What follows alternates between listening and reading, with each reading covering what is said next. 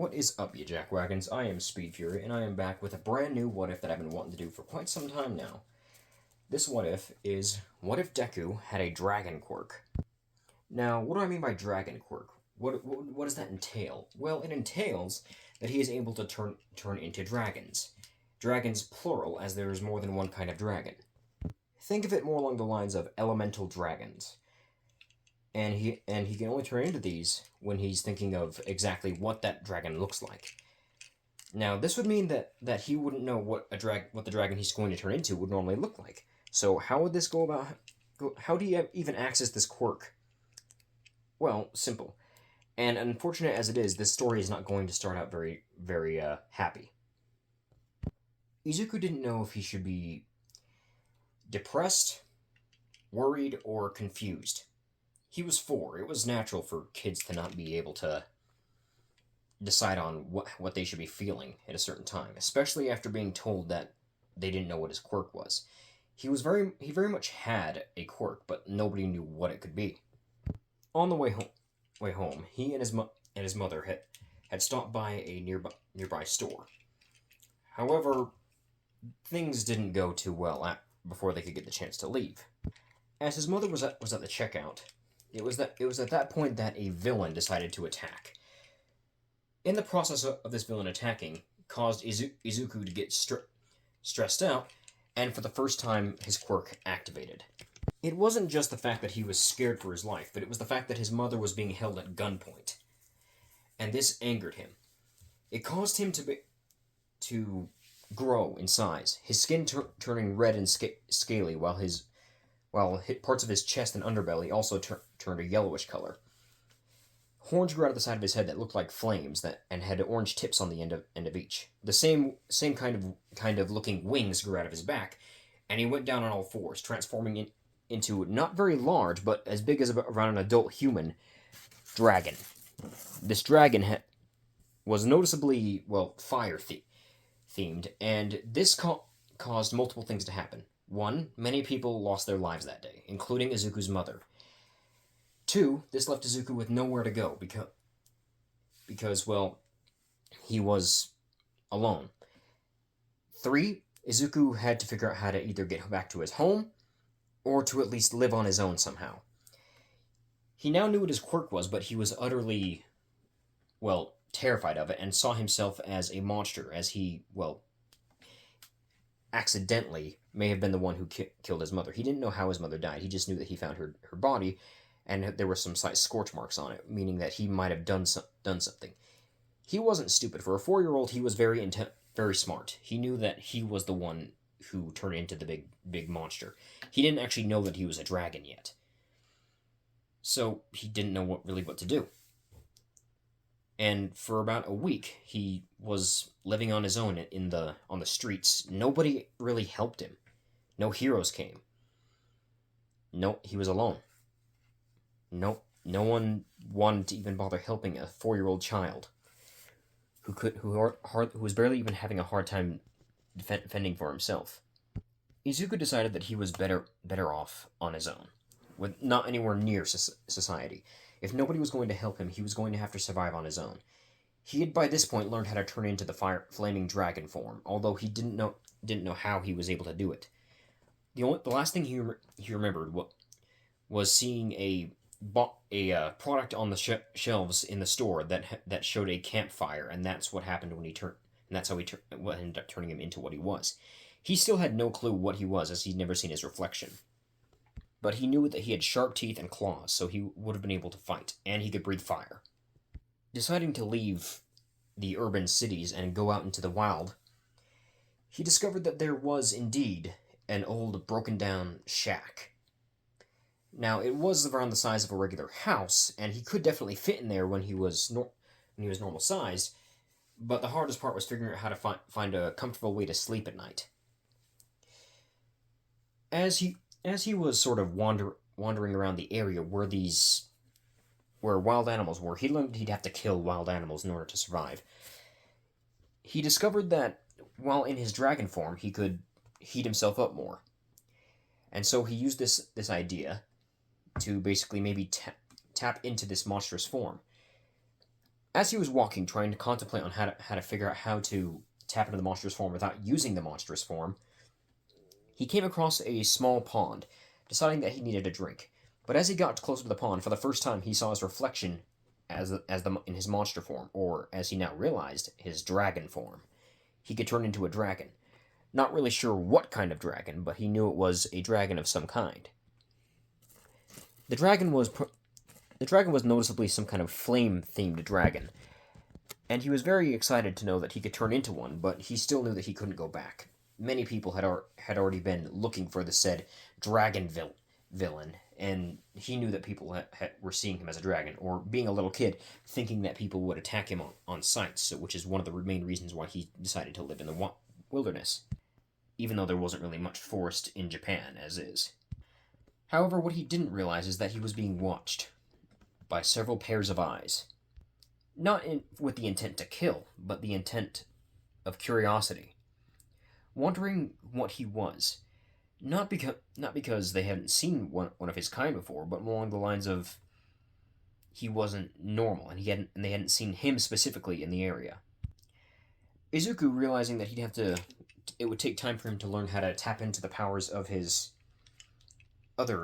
dragon abilities without having to be in the dragon form, decided that tonight he'll have to sleep in the cold, which he really didn't want to do, but he didn't really have much of a choice. As he walked into the shack, transforming into his human form, the eyes still watching him without him being aware, it's at this point that the other creatures that were watching finally revealed themselves. The creatures were revealed to be dragons, but they were all different in color and even in stature. One of the dragons, who had glowing light blue spikes on his back, glowing blue flapped wings, and just glowing blue symbols, some kind of spread out across his body, seemed to be the leader of this group. His eyes were red, but his sclera was also the same glowing blue. There was a darker blue along some of his wings and back as well, and some on his nose. The one right above his snout made it look a little bit like he had a mustache. The dragon had more of a leaned forwards posture over the other dragons who had longer necks. However, he also didn't seem to really have any ill intent towards the young child. We've swapped point of views to the dragons now. These dragons were both intrigued by this child who was able to apparently turn into a fire dragon, but also worried for the child's safety. You see, dragons had existed among humans for many, many years, but had chosen to remain hidden from them, as they had learned more than enough times that humans do fear what they do not understand. The dragons had sort of separated themselves into two different factions: regular elemental dragons, which were the ones that walked on all fours, and superior dragons. They weren't necessarily superior to the other dragons, they just had a more evolved state. Unlike the other dragons, they walked on two legs and were able to speak human language. While regular dragons could understand human language and could communicate with them through their mind, they could not actually speak human language. These dragons could. Also, some of them had hair. That was still unsure why that was at this point. Well, for humans it was unsure why. For dragons, they knew the reason why the superior dragons existed in the first place. This was because superior dragons had evolved through genetic experimentation on themselves, using human DNA to basically force themselves into an evolved state, causing them to have more human-like features and even human-like anatomy sometimes. Two of the dragons in this small group were superior dragons, both female, one being an ice dragon and one being a thunder dragon. There was another thunder and ice dragon that were regular dragons, these two having the traditional look of the dragons, but you could tell that they were from the same species. The last dragon, the sixth one that was in the group, was a very strange-looking dragon, and it wasn't because of the fact that he was a superior dragon or a regular dragon. It was just along the lines of the fact that his species in general was strange. Instead of having wings on his back or having noticeable dragon features, his appearance overall was somewhat mechanical. Its legs seemed to have wheels attached to them, and its back, instead of having wings, had two exhaust pipes. Its horns were also replaced with exhaust pipes, and the end of its tail had 3 exhaust pipes. This was a turbo dragon, a dragon species that were known to literally be living, breathing dragon cars or motorcycles in some cases. While in their car form, or I guess driving mode, their front legs and back legs curl up so their wheels are touching the ground only, and their tail curls up into like somewhat of an extra booster in the back. Their head also leans forward a bit more to provide more aerodynamic movement. One of the dragons, the Thunder Dragon, the one that's not a superior one, spoke up. The dragon questioning on if they should protect this child or not, as humans normally fear them. However, this is where the other Thunder Dragon, one of the females of the group, suggested otherwise, saying that the boy probably won't fear them as much due to the fact that they are, well, he does turn into dragons just like them. He might still be a little bit freaked out at seeing several other dragons around, but it's better for him to not be alone at this point in time. It was then that the energy dragon spoke up, the leader of the group. It was more that the dragon said that it was more than just the child being well, not afraid and needing them. This child had clearly been through something, otherwise he wouldn't be out here. Where was the child's parents? Not here. Where was everybody else that was supposed to be looking after this child? Not here. As living creatures that embody the power that flows through all of the universe, they needed to be the ones to protect this child if nobody else was going to do it. It sickened him that humans would just let a child survive, or attempt to survive on his own. A child could not survive for that long on his own. It was up to them to help him. The energy dragon lifted his maw up to the sky and blasted a shot of energy into the sky, sending out what looked like a very large firework. In reality, this was a signal to let all dragons come to this location, or at least any one of each dragon that could help. Now all they must do is wait for the boy to wake up the next morning. Izuku woke up feeling a lot less cold than he thought he would. He felt very warm, and he surprisingly slept very well. It was then that he noticed that his head was leaning against something that was both warm yet also rough and soft at the same time. He looked up to see what looked like him in his fire dragon form, but this fire dragon was a lot bigger. It was bigger, and it had a ridge of flame-shaped spikes going down its back, unlike him. Its neck also wasn't nearly as long, and its wings were, well, folded in a different way than he usually folded his. At first, Izuku was panicked, but then he realized that there were more dragons around him, all varying in different sizes, different shapes, different appearance. None of them were looking at him as though he was a male, but instead were looking at him with concern. Izuku didn't know if these dragons were nice or not, and being a little kid and not really knowing if the dragons could understand him, he asked what they wanted. Surprisingly, he got an answer from the dragon he was leaning against, who spoke to him directly through his mind. "We're not going to let you live here on your own. You are but a child. We will teach you what you need to know about surviving." Izuku then expressed how the dragon he was leaning against looked somewhat like he did. The dragon then said, "Yes, it seems that you have the ability to transform into our kind, the elemental dragons." Izuku looked around for a bit, and as he looked at all the different dragons there were, some he could tell what kind of dragons they were supposed to be, others it was a bit more difficult. For instance, the black and blue dragon that was seemingly sitting in the middle of the group, seemingly acting as though he was the alpha, he couldn't really tell what kind of dragon he was, but he knew that it was something to do with some kind of power. The two yellow dragons, the one that looked vaguely human-shaped and the one that looked like a regular dragon, were both noticeably electric dragons with their wing shape and the horns on their head. Izuku was still a little bit nervous about being surrounded by a bunch more dragons, but they clearly had no malicious intentions towards him. It was when the other humanoid-shaped dragon, the one that was similar to another blue one that had been there presently, walked over and picked him up. Picked him up as though a mother holding her child would. It was at this point that Izuku realized that he was not in any danger. In fact, these dragons, no, these, well, they may look like dragons, they were more kind to him than anyone else could.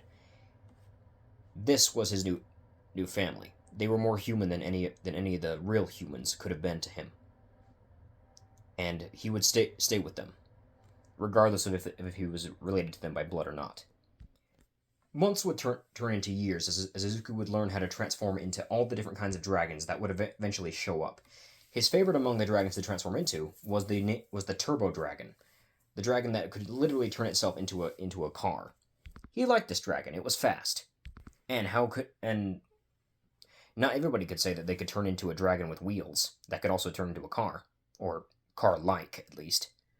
Every now and then he would be asked by one of the dragons, either the superior or the regular dragons, if he had missed his home, where he was from. Izuku said that nobody had even ever bothered to help him back in the village, so he doubted anybody was actually looking for him. He didn't know his father well enough for him to actually probably even care about him, and his father was who knows where. And the only real friend he had, and even that was a stretch, was his so-called best friend named Kachan, who had recently become a bit more apprehensive, or not apprehensive, aggressive due to his quirk's awakening. However, what Izuku didn't know was that there were indeed people looking for him. People who were both looking for his dragon form, specifically, and people who were looking for Izuku. The ones looking for Izuku being Bakugo and his family, and his own father. His body was never found after the villain attack, meaning that he was still alive, but nobody knew where he could be. Multiple heroes had also gotten themselves involved, including the number one hero, All Might, and Endeavor, because for some reason he felt that this was a good opportunity to one-up All Might. But over the years, several times the cities had been searched. No sign of the boy, nor his body. It wasn't until they had decided that it was time to look maybe somewhere that wasn't the city. After all, if the boy left the city, he couldn't have gotten far, and he was probably hungry, or maybe even not anymore with them anymore. In other words, dead. They had gotten Hound Dog involved, as Hound Dog with his abilities would be able to track down the boy's scent by smelling something similar to his father. It was soon discovered that the once old shack, which had been refurbished thanks to the other dragons, especially the superior dragon's help, was discovered by the heroes. They did not enter the shack yet, as it was very strange to see a house in the middle of nowhere, and house would be the only way to describe it because it's no longer much of a shack, instead being more along the lines of an actual house. Techno dragons, which were another species of dragons, were able to manipulate anything as though it was technology. Transform pretty much an old broken down stump or a tree into like a sort of blaster, or even something that could assist, and it could run solely on the power of Mother Nature itself. This is why the house looked rather, normal, and not looking like an old beaten up shack anymore.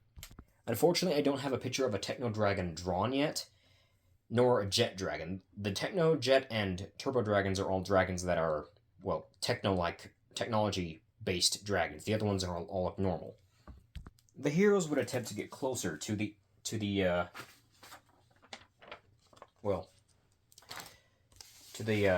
home. They used telescopes or other kinds of technology to get a closer look at what was going on inside the building. They could smell. Hound Dog said that the boy was inside that building, but nobody had actually learned what was going on in that building. Upon looking inside the building, they could see the boy, who was now around the age of maybe 10 or 11. They didn't know how old he was at first. The father, who had reluctantly said that he actually had guessed that the boy would be around maybe 4 to 5, and was rather ashamed that he didn't know his own son's age, said that he would be around that age right now, and if they do find him, to tell them that he was sorry. However, when they saw the boy, they saw that he was surprisingly doing just fine. There was nobody else in the house with him, but the house was rather large, as though there were supposed to be other people that fit in, and the front door was very big as well. The heroes decided to get closer and try and get into the house, preferably by not breaking in, because the boy didn't really seem to be in any trouble at the moment. They still needed to keep their guard up, though. As they approached the house, however, They immediately all stopped as they felt something was watching them, and not watching them as in out of curiosity, watching them with its guard up, as though it was keeping an eye on them, watching them for doing anything too threatening. When the heroes knocked at the door and it opened, it was the little boy standing there. However, his reaction to them was not what they expected. Instead of being happy or very excited to see a bunch of heroes, the boy was both horrified and what looked like scared of them. He immediately closed the door and began to run, and they heard footsteps running away at a very high speed. Endeavor, being Endeavor, decides that this was not work, that he wasn't going to waste his time just trying to coax the little kid out, so decides to break down the door and run after the kid. Several heroes tell him to stop, but then Endeavor stopped well, not stopped, but he kept running after the kid anyway. Eventually, he got a hold of the kid and just brought him out, carrying him under his arm as though he was simply a some kind of suitcase or a log. The boy was kicking and screaming, and the heroes were trying to get him to calm down. However, when several roars sounded out from the forest, the heroes froze. Several large, what could only be described as dragons, started charging at the heroes. The one in the lead was a black dragon with different colors of blue on his body. The pro heroes got ready to defend themselves. However, they were mostly aiming at Endeavor. One of the dragons, which was a dragon that seemingly had some kind of fin-shaped wings on its back, was the one that hit Endeavor first, shooting a very concentrated amount of water from its mouth, like a jet-powered hose, knocking Endeavor backwards before another dragon. This one, looking similar to the dragon that had caused the so many deaths all those years ago, grabbed Izuku with its tail and began running away. Endeavor, irritated at the fact that they were being attacked by wild beasts, although he didn't say this out loud, decided to go after the dragon, much to the other heroes' chagrin. They realized what was happening when they saw those dragons rush out at the heroes. The dragons weren't attacking them; they were protecting the boy. Before Endeavor could get close to the fire dragon, he was met with a yellow fist surging with blue electricity, slamming into his face and sending him flying away from the other dragons. He looked over to see a dragon walking on two legs and looking very much human-like, even having hair to boot. It had lightning bolt-shaped horns, a weird structure, a weird spike on the end of its tail, and lightning bolt-shaped wings, as well as two spikes that were also shaped like lightning bolts on the front of its forehead. It was scowling at him and wasn't willing to let him pass. Before Endeavor could even rush, it opened its mouth and fired an electric blast out of its mouth, while also firing 4 more electric blasts from the tips of its wings by flapping them.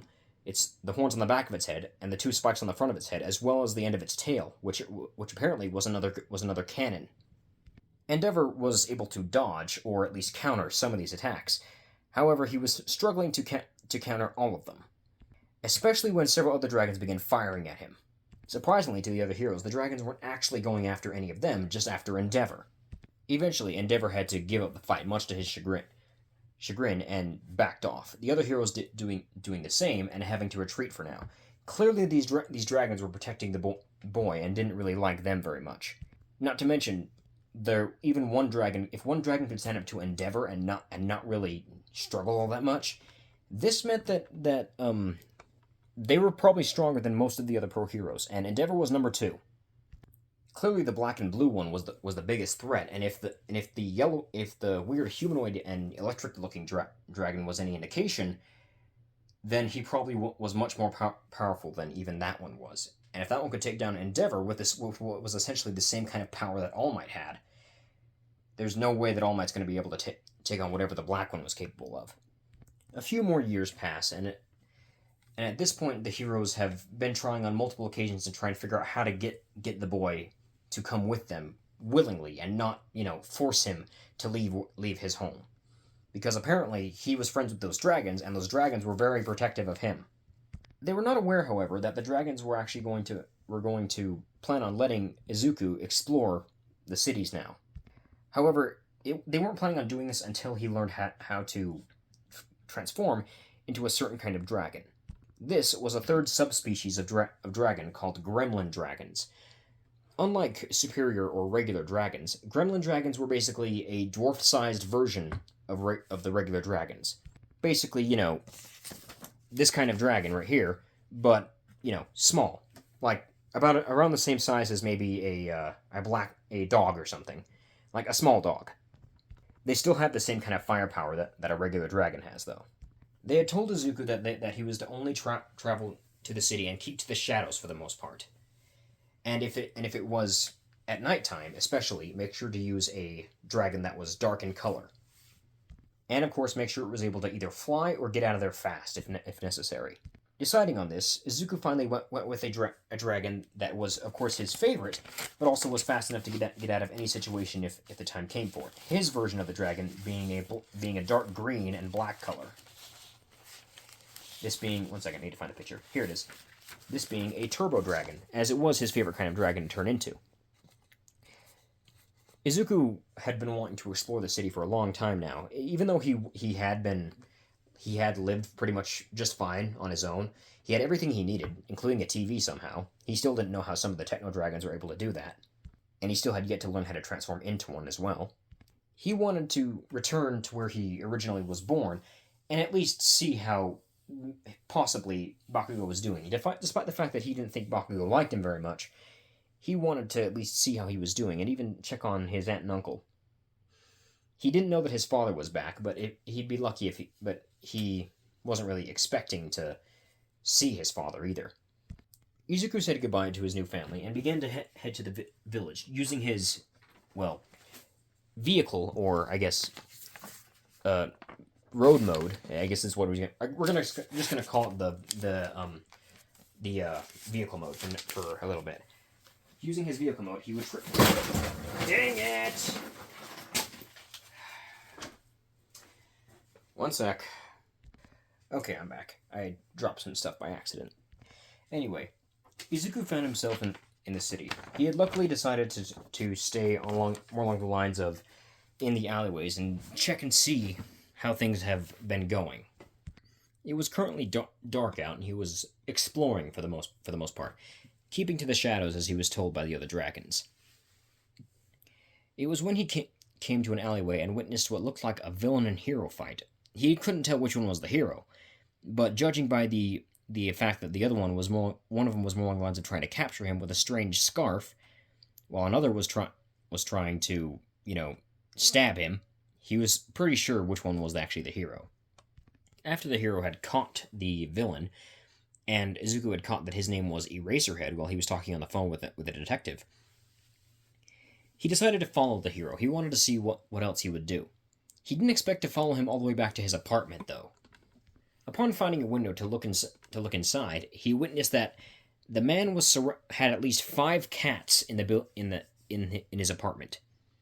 This guy must really like cats. He was not expecting one of the other cats to notice him, though, and immediately hiss, which caught the attention of the hero. The hero, looking to where the cat was hissing, thought he spotted movement. Luckily, Izuku had gotten out of the way in time. When the hero went to open the window, he looked around for a moment before he caught a glimpse of Izuku's tail slithering up the side of the building and over onto the roof. Eraserhead decided to go and check it out. We're swapping point of view again to now Shota Aizawa. Aizawa didn't know what he saw, but it looked like some kind of animal was up there.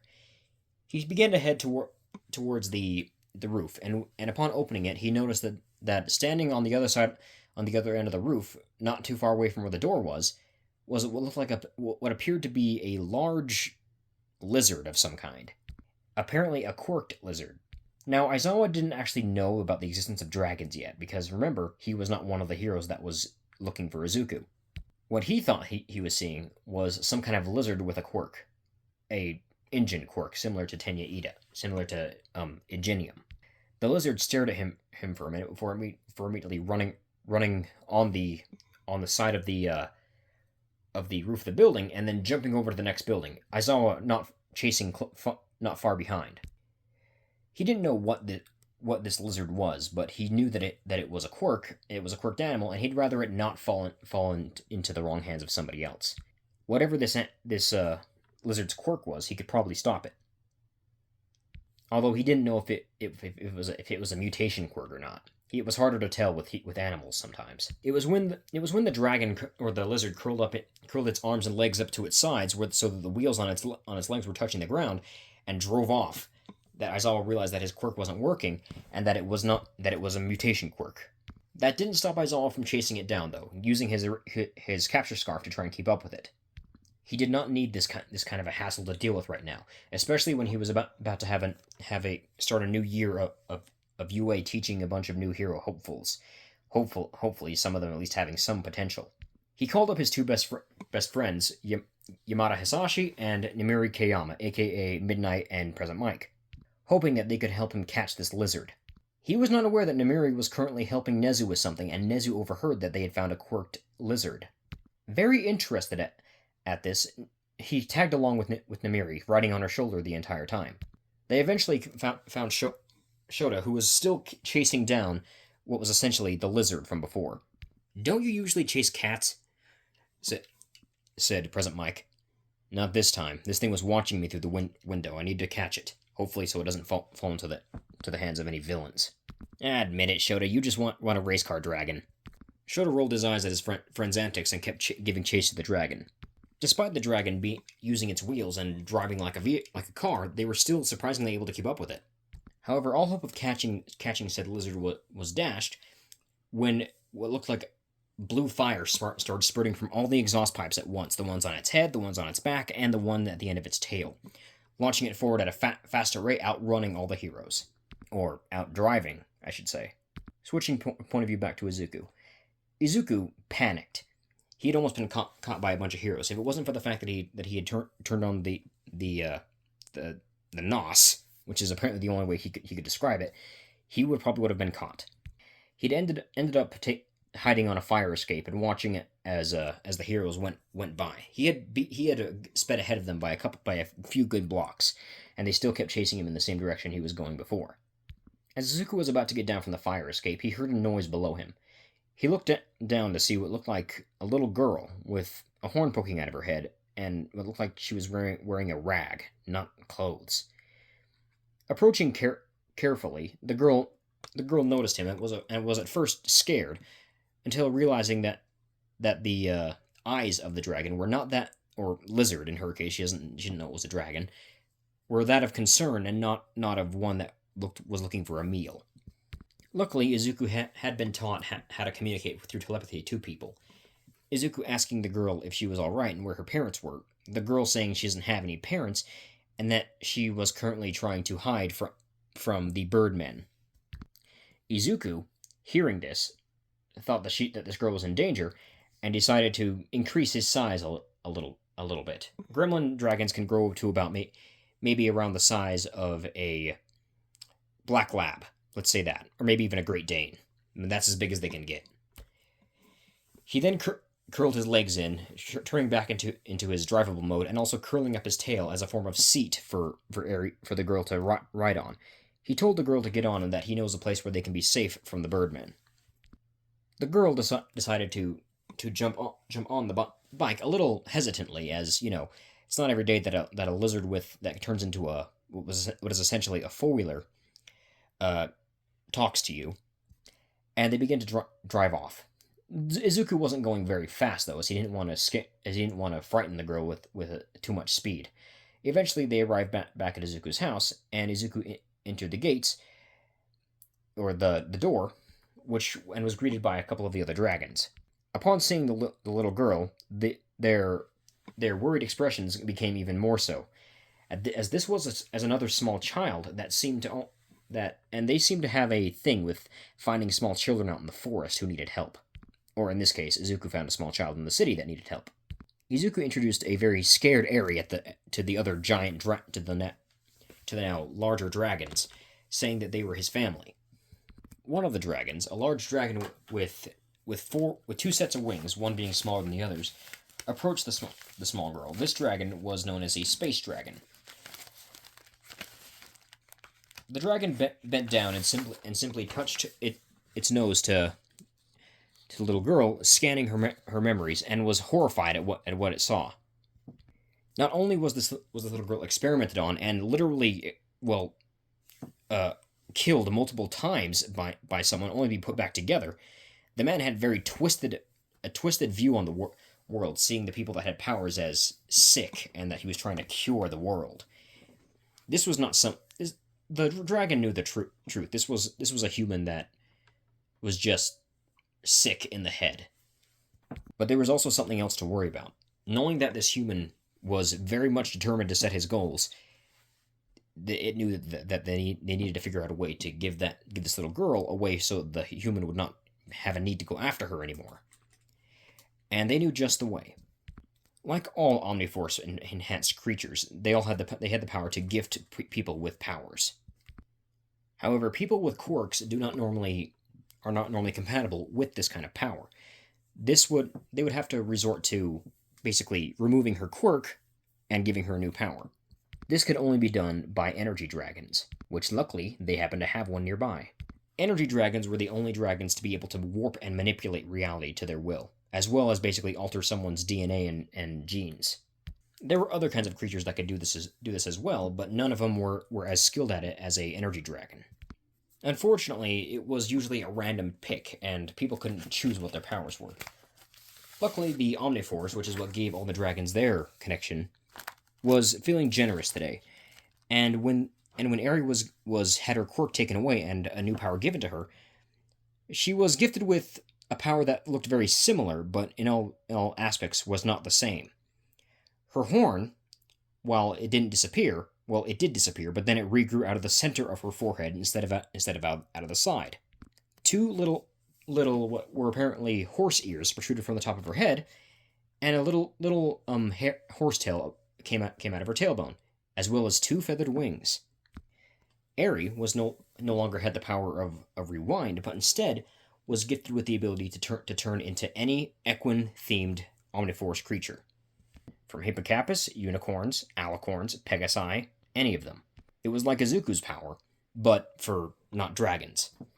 This meant that she no longer was of any use to Kai Chisaki, and also meant that she was able to protect herself more, because upon receiving those abilities, unlike Izuku, who had been born with these powers, Aerie instantly knew the basics of what she was able to do, which was usually the normal of what happened when someone was gifted with Omniforce powers. However, normally ones who are gifted with Omniforce powers are at least in their teens, so Aerie was going to have to learn how to use her powers a bit before she actually could go out and start using them, just whenever she wanted. Time skip to morning, and we're also switching point of view to the teachers of UA, specifically Toshinori Yagi. All Might had just arrived in UA for his first faculty meeting, and he noticed that three of the teachers were kind of a bit more drowsier, and more in the case of Aizawa. When he asked them what was wrong, they said that they had been up all night trying to chase down what was apparently a lizard with some kind of car quirk or something. When All Might asked about this quirked animal, they said that it had exhaust pipes coming out of its back, exhaust pipes on its head that were kind of mimicking horns, and a tail with exhaust pipes on the end of that. Its legs had a wheel behind each one, and in the back leg's case, wheel on the front, and it could convert its legs into a form where it could drive on the ground like a car. That sounded very familiar to All Might, and he asked if this creature looked actually had goggle-looking eyes with two glowing pupils in the middle, and they said yes. And All Might said that may have not been a quirked animal, but one of the dragons that they had fought. When asked about this, All Might explained that there's a little kid who lives outside of the cities of Japan, in a forest, in a house, and is protected and lives with a bunch of dragons. The teachers did not believe this at first until he showed them video proof, which they had brought some cameras to show. They had brought cameras on their mission to make sure they at least knew what they were doing. Not to know what they were doing, but to show what had happened. And it was then that the people saw another dragon that was the same, that looked exactly the same but a different color, and was bigger, a lot bigger. The other three teachers were a bit scared now, as they realized that they must have been chasing a baby. Not only that, but the existence of dragons was kind of terrifying. And the fact that there was a whole bunch of them just living outside of the cities of Japan, protecting a young boy. I was always asked why haven't they done anything to try and get the boy away from the dragons. And this is where All Might said that the boy was actually safer with the dragons, and they couldn't really do anything about it now. And the last time they had tried, mostly Endeavor being the main source of the problem, the dragons weren't exactly happy with them kidnapping the what was apparently part of their tribe. As the dragons immediately all began to protect the boy, and there was also a species of there was also apparently a subspecies of the dragon that were capable of walking and moving like a human. One that was powerful enough to overpower Endeavor with the same kind of power that All Might had. And it wasn't even the leader of the dragons. If it was any indication, they didn't know if it was actually the leader or not. But but there was a black and blue one that had been kind of sitting with the other dragons, but had more of an authority about it than the other dragons did. This made Eraserhead wonder for a minute, and he asked if the dragons were intelligent enough to understand human language. All Might saying, yes, they were, but only the ones that walked on two legs were capable of actually speaking in human language. The others spoke through their minds instead. Eraserhead decided that if he ever saw that road, or he guessed a racing dragon, he was going to call it a racing dragon, again, that he would try to communicate with it instead of just trying to chase it down. All Might told him that he hoped he had better luck with it than they've had, because they've tried to at least talk with the dragons at least 5 to 6 times, and all the times they've been chased out of the area. Aizawa was dead set on trying to get that kid not away from the dragons, but to at least accept them. However, going through Numeri and Mike's mind was something entirely different. They wanted to see more dragons. Specifically, they wanted to see what other kinds of dragons there were. Because from what All Might said, there were multiple different kinds. And all of them, while looking very similar, all had very differing appearances. Eraserhead got the feeling that he was not going to enjoy the upcoming future all of a sudden, and he didn't know why, but he had a very glaring suspicion that it had to do with his two friends that were currently whispering to each other behind his back. And that is where we'll end part 1 of What If Deku Had a Dragon Quirk. If you enjoyed, like and subscribe. I will see you in the next one, and I have to go find that spider that was crawling on my leg a minute ago so I can smash it with my fist.